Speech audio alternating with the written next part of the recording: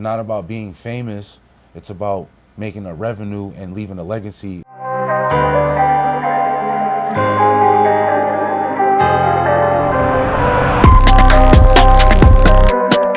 Welcome to another podcast of Minds Worth Noting. I got my boy Shogun Wiz right here. You know, he's been an amazing entertainer. I grew up with him. I seen him come up, and just from his story, I'm pretty sure he's been through a lot of crazy stuff. And I'm sure that with his story, he can inspire you to do something that you want to do as well. So without further ado, Shogun Wiz. What's up, brother, man? How you feeling? Appreciate you, bro. Man, I'm good, bro. Can't complain. We're breathing. We're here. Absolutely. Yeah. It's life is good, Yeah? Yeah, every time you wake up, you're breathing. Absolutely, man. So growing up, how was it growing up for you, as a young kid?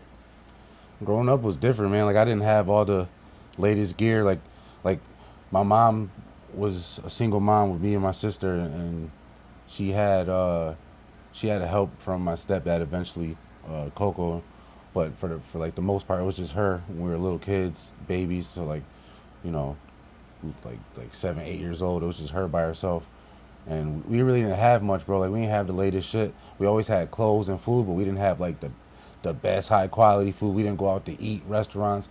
Like, when we went out to eat for like occasions, it was like the Chinese buffet restaurant, all you could eat joints. Right. And like it's still fire. Yeah, nigga, that was like the best thing to us, bro. We was like, yeah, this was lit. It's like stuff like that was like something we had to look forward to, growing up. Like, my coolest shoes growing up and stuff was like Fat Farms, K-Swiss. Yep, damn. When I got some Converse, bro, I felt like I was the man, what I mean? Like some Chuck Taylor joints. Right. And, stuff like that. But like, going through stuff like that is how I treat my life today. Like, I get everything that I didn't get growing up because I can afford it myself now, because I don't have to expect my mom to try to pay for it. Right. She had to pay for, just to live, you know what I mean? Yeah. Food for us, and just clothing on our back in general was expensive. Even whether it was from hand-me-downs or Goodwill or not, that still all costs money, you know what I mean? So it's like, it was still like the struggle regardless. But she raised me and my sister, by herself until we were like, 6, 7, 8 type shit, and real heavy with the music. My mom was real big on like, just always had music playing. Right. Always had music, old school shit, like not even just hip hop, though, like old school country, like old school Spanish, like just everything, like. So like, me and my sister used to always rock on the couch and shit, and always hear the music. She'd be cooking and cleaning, and we just music all the time. And that's how I I just fell in love with music as a kid, and grew up to like it enough to. I just started doing the dancing things, like the tutting, bone breaking and stuff, and the pop locking, like that. Right. The cool kids did back in the day. The cool kids. So I was doing that, and then I was around a lot of my peers that did music, and they were like really heavily into the music stuff. So like, they did, projects and songs, and they were good at it, talented at it. So I always looked up to that. I was like, damn, these niggas is nice, man. Yeah. So I always used to smoke weed, and I used to be like, like let's freestyle. So we freestyle, and I fuck up like the first 2 bars, and then I pass them, and then they just kill that shit. And I'm like, man, I can't wait to get good like that. And this was like 13, 14, 15. I was like, damn near the hype man for them, you know what I mean? More so like than a rapper. But you were in the dance and I was more so doing the dance and shit a lot. Yeah, Like you were huge into that. Yeah, hell yeah, that was my shit. Like, anything I like partaking, bro, I really go big or go home, bro. Like, whether it be dancing, whether it be doing like video game streaming, I used to do that shit, go hard at that. Like, anything I usually do, I usually go all in, bro. So down the road, long story short, I ended up moving to Canada, and I was doing the music shit in Canada, but like just writing songs to beats and not recording them. I had like about like 10 or 20 songs on Notepad that I wrote, that I had for like YouTube beats that I was rapping on. Yeah. And I memorized them, all of them, and I damn near like could rap them on any beat because I memorized those, so like I could like match the tempo with any beat type shit. And then I told the people when I was living in Canada that I used to work with that I'm gonna move back to Buffalo and start this music shit. And like I had another person, his name was Devon Moore. Yeah. Those were my peoples, and he was a good rapper. He did his shit. And I'm like, man, when I come back to Buffalo, bro, I'm gonna start this little Rough Buff Entertainment group thing, and I'm gonna put some bread behind it. We're gonna go hard, you know what I mean? I'm gonna push your shit, and I'm gonna do the rapping shit too, you know what I mean? But I wasn't that good. I knew it wasn't that good, but I was like, I knew I had a good hustle, so like I'm gonna just grind it and put money behind it, you know what I mean? Right. So I moved back from Canada, and I ended up getting plugged in with peoples from Canada, and I ended up getting a bunch of weed, and this weed was illegal still, so like you could like make a decent amount of money off of it. Right. So like I had a lot of money, and I didn't know what to really do with it aside from like do the music shit. So I just dumped all of it into like the brand, the Rough Buff Entertainment, and me and Black would have just do songs, record them at Tyree's. That was our first place I recorded that. Shout out to Tyree Haynes, man, 353 French Street, man. Bro had me like motivated, you know what I mean? So I used to go there with Black, and we used to record, and it was just dumping money in the shit, bro. Record sessions and videos and merch, and essentially like I would get motivated from like the compliments I was getting from people, like, oh, you got to look for it, you got a sound, you got a good voice for it, right? And I'd be like, oh, that really, you know what I mean? I'd be shocked, like, for real, me, like my shit, you fuck with my shit, I'm like, damn, okay, like shit. That's exciting. I get it lit, man. I mean, take it a little more serious, bro. So I take it more serious, put a little more thought process into like the metaphors, bars, and punchlines. And back then it was fire, but to this day, like I look back and like them shits was ass. Like, man, I was like, that shit was cheesy as shit. But like, But what did you learn from that part? Man, that repetition, like that you. Even if like you're ass at something, that if you do that shit enough, you're gonna get better at it, no matter what it is, bro. Like if it could be golfing to like hockey, to like snowboarding, to not even just physical things, so stuff mentally. Like if you do those repeatedly over and over and over again, you're gonna get better at it as a human. That's what your body's trained to do, is to get better. That's what they say, practice makes perfect. Right. So you literally gotta do this shit a lot. You know what I mean? And then like I just started doing it a lot and catching the beat better and getting a better flow and figured out my sound and how I wanted to approach beats, and you know what I mean, and curate them and just be different about it, instead of like at the time like I'm listening to so many like famous people and I'm like, you know, getting ideas and references from them and using those ideas when I'm in the studio to like evolving into like doing my own. I got my own sound now. Like I know how I'm gonna rap on it my own way. I don't need, you know what I mean, no reference. I got my own sound now, so it just came from that learning process up until now, which I'm still learning, you know. And what I've learned today with the music shit is not about being famous. It's about making a revenue and leaving a legacy with it. You know what I mean? Like doing this shit. Like eventually I want to be able to pay my bills with it just by making music and getting paid off of streams, getting paid off of video appearances, motherfucking shows, you know what I'm saying? Features. Merch, features, you know what I'm saying? Like shit like that, I can make a living off. I don't need to be famous. I don't need to, you know, if I can make 4,000 or 5,000 off of music a month minimum, I'm good with that. You know what I mean? That's comfortable living in Buffalo, If I make more than that, shit, that's even better. You know what I mean? But like to say that you can make a living off of a craft that you do, your artistry, nigga, that's something that's great. You know what I mean? That's what I want. That's my main goal, because like trying to get famous, you know, it's a lot of money you have to invest. A lot of money, which like a lot of people don't realize that. It's a lot of money, which is like weed is legal now. So like that was my main source of income, you know what I mean? So now it's like, nigga, it's a lot of money, bro. Like you got to grind, you have to like dump that, and then you to see the return, bro, it could take 10, 15 years, you know what I mean, to start seeing a nice return on like what you're trying to do, you know what I mean?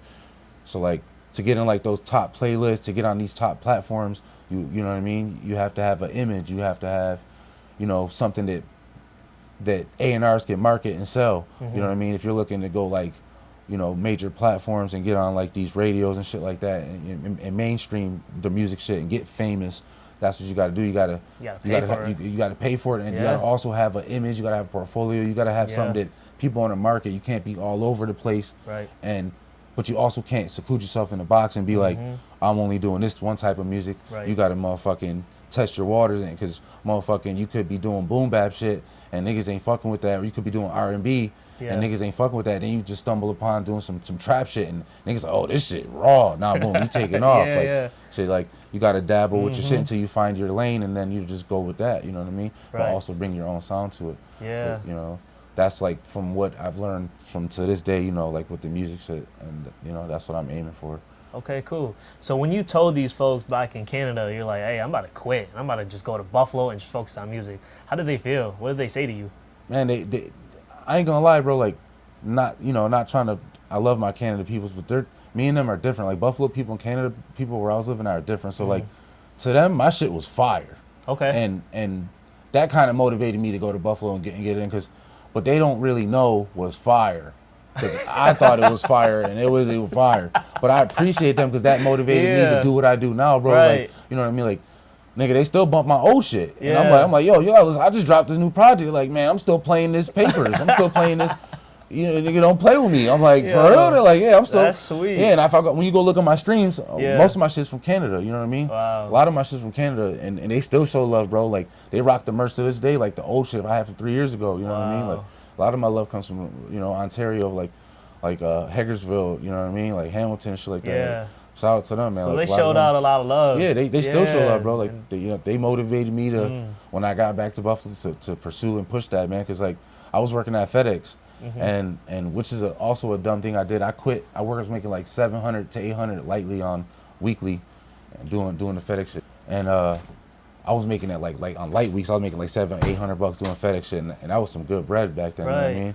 So like, and I quit that to pursue this rap shit fully, cause like, to go on tours and shit, nigga, to do shows, you gotta like call off work, and nigga, they not having that. You can't call off work for 1 or 2 weeks and then think you coming back. And nah, bro, they gonna fire your ass. So it's like, I had to take 1 or 2 serious, and it was the music shit, bro. So I was just like, and so this day, like, I still don't have a job, and I'm pushing this music shit, you know, independently.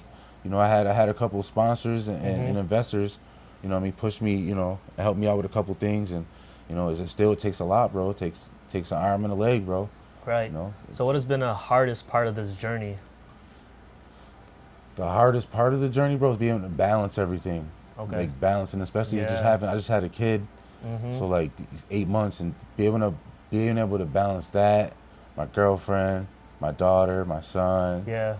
You know, the recording people, like, just my everyday like needs, like to me wanting to play the game, kick it, chill, to balance like the hustling still. Like, it's a lot. Like, you gotta make sure you balance it, because if you do more than one or the other, you're gonna fall behind on something. You know what I mean? Like, and on anything, on any aspect, like, you can fall behind on your family. Like, you don't want to do that. You can fall behind on your music if you do too much family shit. Right. Like, you can fall behind on the money shit if you get too comfortable. Like, you gotta like balance it all, but still push hard on everything, because you know, that's really the hardest part, is balancing, bro. Honestly. Man, I love that. I love that. Where do you see yourself in the next 5 years, continuing the route that you're going right now? The next 5 years, I definitely see myself getting better at what I'm doing now, at a higher altitude. Like right now, like I'm making hundreds on the streams. Like, I want to be making thousands on just streams. You know what I mean? Aside from like the merch and the features and all that, I want to make thousands on, you know, just the streams. I want to make hundreds of thousands on the streams. You know what I mean? Like,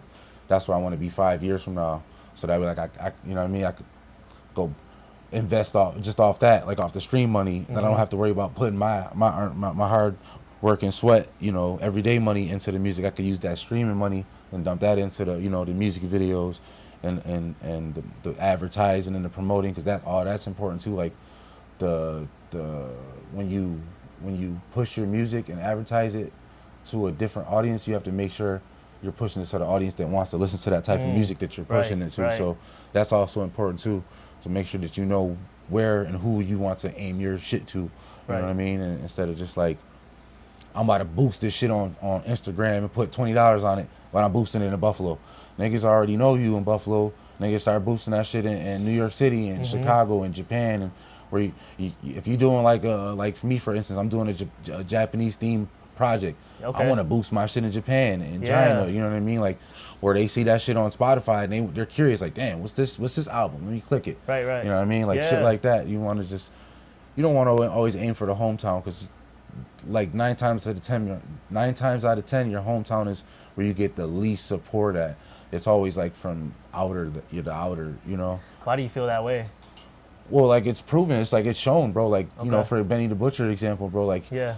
he did his thing, he's doing his thing, Mm-hmm. and it's like he gets a lot of hate, you know what I mean? Like, I don't know him personally, I don't personally have a reason to hate the nigga. I don't hate him.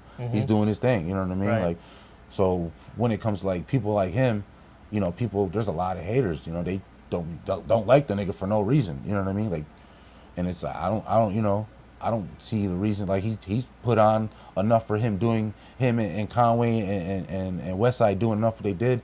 Nigga, they shed a little bit more light on us, you know, because now we're not just looked down for the Buffalo Bills and pizza Right. and wings, you know what I mean? We're looked down more now, a little bit more. Not as much, you know what I mean? Because a lot more people would have blown up, but we got a little light now, you know what I mean? Something, and that they did that. So it's like, you can't hate on that, you know? For every one non-hater, you got like 5 haters, and it sucks. But if we had a little more support like Atlanta has, and all these other like Houston, and how they push each other, bro, like so much more people will blow up, and it'd be like a trickle effect, bro. We all of us top artists can eat out here, and it's not. It won't be more of a competition. It'd be like me, K Pistol, Blue Paper, you know, Danny, Meds, like the list can go on, bro. Like, we can go somewhere instead of like everyone competing and trying to, like, you know, because there's still love. Like, all the people I named, they still show love, but aside from them, like, their peers need to show more love to everyone. It's not you know, it's not about a popularity thing. It's really about a talent thing, bro. Like, and the people that are serious about their talent, because like a lot of people have talent that are not serious about pushing their shit. That sit on music, you know. There's, you know, people that fall in that bracket, and there's people that take their shit serious and work on their craft every day. That those are the people that we should all be putting our support into, because what are we doing it for? You know what I mean? Right. Like, what am I spending this money and putting a whole week of craft into making a music video for the town? I need y'all to share this shit out, so it gets further than the town, so I could blow up and shit. I'm taking niggas with. We going. Everyone's going, bro. We out of here. You know what I mean? Like, especially people who support it. You know what I mean? Like, it's just like, you can't not support Benny and then him do what he's doing now, and then now y'all want to support him now. Yeah. And then the people who don't want to support him still want to hate on him. I was like, you should have been supporting bro when he was 2 Chainz, wherever he was. You shouldn't have been supporting me when I was doing what I'm doing now. It's like, it's gonna be too late when I'm I'm gonna be the same way. Right. Moving the same way, bro. You know, people ain't supporting me. They want to support me when I'm doing big things, man. Stay right there. You know. Right. But do you think it's because a lot of us in Buffalo are in survival mode? Oh yeah, for sure. But, you know, with that being said, like, shit, we could all survive by coming together, like, as a unit. You know what I mean? Like, then it's like shit, we could survive. You know, there's no point in gatekeeping, bro. Like, when you gatekeeping shit, like, you're only like holding yourself secluding back. it. Yeah, you're secluding it. Like, like this. I don't know. It's a lot more bigger things and obstacles out there, bro. That we all have to go through. That surviving is just like a minuscule thing that we need to worry about. Right. You know? So what would you tell someone younger than you that is trying to pursue the same route? Man, shit. Save your money. It's just the main focus is money, bro. Like, I'm telling you, bro. Like, you have to pay for a public relations person. That's called a PR. You have to pay for them. They contact people, platforms like, example, Breakfast Club, On the Radar. They contact them. Then you have to pay them to get on their platform. Yeah. It's more of a pay to play thing, bro. Yeah. You know what I mean? Like, pay to play thing. Also, you have to have talent and creativity, and more so, you know what I mean? Like, it's bigger than that too. But on the flip side, bro, like, have your money ready, bro. Like, you got to pay. Right. You know what I'm saying? Have your paper ready, because features cost money. Pushing those features cost money. There's no point in you doing features if you ain't got the money to push that feature. You just paid $3,000 for a Conway feature, but you ain't got $2,000 to push that shit. You just did a feature now for nothing. It's getting heard by you and your peers, and that's it. Yeah. You know, you need money, bro. At the end of the day, that's what I've learned. Like, you need money. I would let that know to anybody young doing this shit. And don't think because, like, you got features with motherfucking he or she or whoever, don't think that your shit don't stink.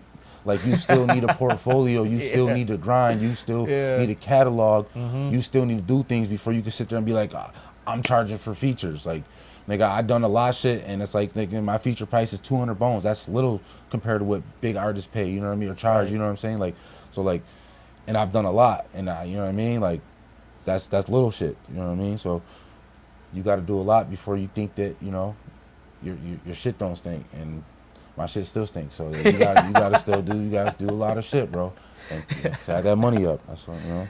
You ever have any doubts throughout your journey? Oh yeah, bro, every day. Like, shit. Last week I have a doubt. Like, you try to do a song and you take a little break and then you go back to it and you're like, damn, I lost it. Yeah. What the fuck? I can't think of 2 bars. Like, Yeah. I don't know what the fuck to do. And you start getting anxiety, like, damn, did I forget how to fucking rap, nigga? Like, shit.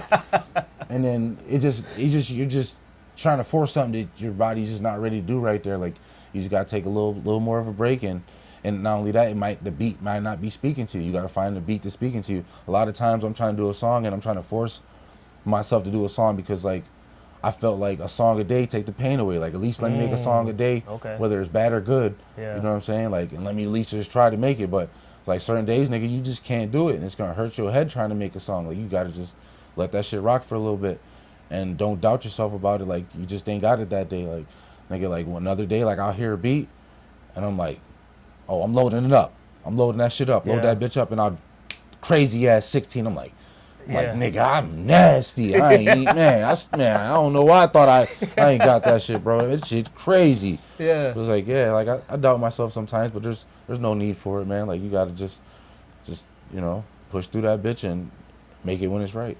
How do you truly overcome your doubts? Shit, man. By overcoming them. I like to get away from the music a little bit and then come back to it. Like, when I am doubting myself, I'll just, like I said, I'll take a little break for a little bit, take a little break and give myself something to rap about, you know? Because, like, you run out of things to rap about. Yeah. If you're not fucking famous, like, you're not buying yachts and shit. And right. You don't have that Rolls Royces. experience. You don't got those. Yeah, exactly. Yeah. I didn't just get done traveling. I just rapped about traveling last couple songs. What else am I rap about? I've been in my house every fucking day. So, you know, other than, you know, the everyday thing that I do, it's like, what else can I rap about? You know, people want to hear more than that. So you just got to give yourself a little time and to get out of that, you know, discomfort zone. That way you can start cooking music again.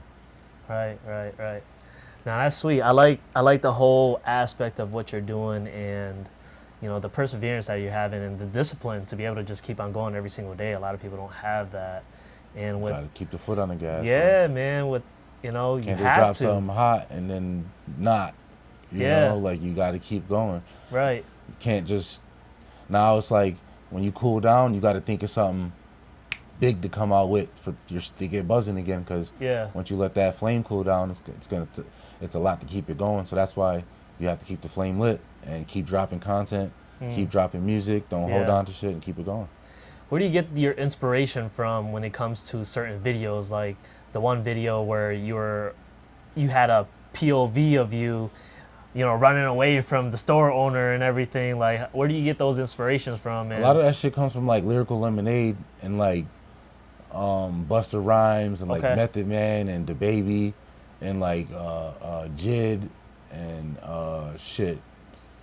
Just, like, a lot of those like Denzel Curry, like, a lot of creative musicians that make those, like, crazy visuals that make you entertained to the, that makes you catch on to the song more though so than anything, you know. Like, you ever hear a song and it's like, this joint's fire, but then you watch the video and it's just like, this joint crazy. It makes you, like, tune into the song a little more. So, like, the visuals definitely make a thing, and, like, those are my inspirations for sure that make me want to, like, give back to my fan base when I do music. I want to give them visuals like that. It's gonna make them like, ooh, oh, this nigga crazy. You know what I mean? Like, I want to do some shit like that. Yeah, them visuals is crazy though. I ain't gonna lie. People get tired of seeing the regular standing still with a bunch of motherfuckers standing there with ski masks. And bitches popping their ass with the cars and dirt bikes. Like, we get sick of that. We want you know, we want some entertainment. You know, if you can't entertain, you